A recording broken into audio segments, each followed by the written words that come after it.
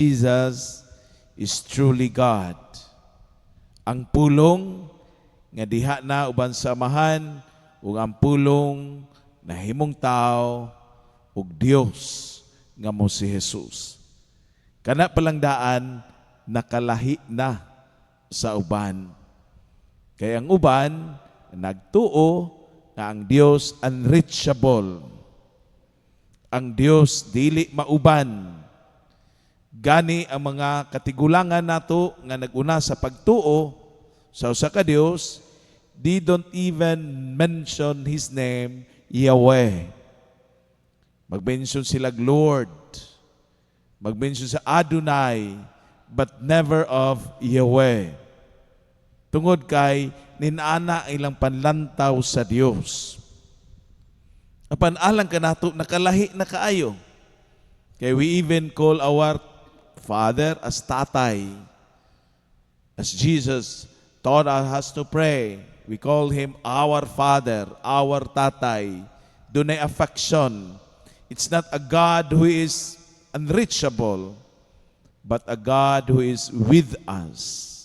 Ang Dios nakig-uban kanato nga mao si Jesus.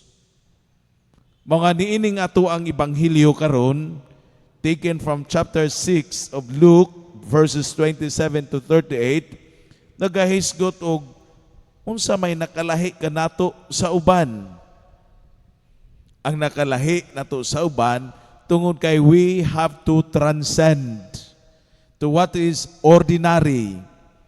And the ordinary thing here on earth is we do good thing to others because we are expecting good thing others to us. Nga magbuhat ag maayo kay aron nga ang uban sa bubuhat og maayo nga rika nato. Unya naa po ng balaod nga a tooth for a tooth, an eye for an eye. Ayaw lang gyud ko og buhatig dautan aron di po ko nimo mubuhat og dautan. Ang nakalahi karon sa tuig Ebanghelyo, which we should pray for this, because this is not ordinary and easy. I tell you, very difficult really to follow the Lord, to pray and love your enemies. Pray for your persecutors. Kaya itong kasinatian ba? Basta kaya itong kaaway, i-curse. Mabanggaan raunta ka, magabaan raunta ka, gaba ray imo. So that is our tendency always. Muna nga itong Ebanghelyo karon, we are being reminded unsa may nakalahi nato sa uban. Ang nakalahi sa uban, like our forefathers, nga bisan silang kalisdanan, misunod sila ni Jesus to pray for the persecutors. Like Jesus, Father, forgive them, for they do not know what they're doing. And if we don't reach that level, that is why we always ask God's help. Kay unsa man ang nakalahi kanato kay sa uban, we have to do extra. And the word transcend from being ordinary, ti amunay na ay musagpa sa imong aping, ipasagpa ang pikas. Sulaig sagpa, wa pa kaabot, di pag birahan na natong utro, di ba? Likay di bira pa gyud. Unya unsa pa, mas dautan pa ta. Gamay ra gani itong damage nga atong nabuhat niya, mas labaw ang damage sa ato ang gibuhat ngadto kaniya. Meaning, wa pa gyud ta makatranscend. Wa pa gyud ta makasunod kang Jesus nga diha sa iyang pasalig kanato. Nga bisan ang mga dautan mo buhat pag maayo sa mga nagbuhat kanilang maayo, dautan magani sila.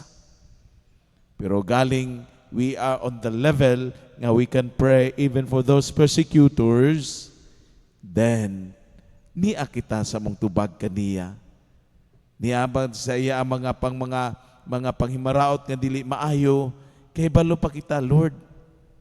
Pasayloa siya, Lord. Bless him, Lord. Bless her. Nga mausab unta ang iyaha nga attitude.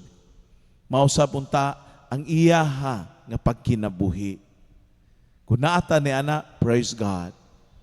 If not yet, ask God's help.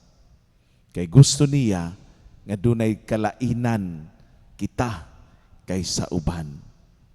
Ang uban o ang kasagaran, an eye for an eye, a tooth for a tooth, but Jesus' followers must be love your enemies. Pray for your persecutors. Difficult, but that should be. Kay kita misunod man sa dili ordinaryo nga ang Dios sa pagkatao nga mao si Jesus. Pray for that gift. Palihog sa pagtinda.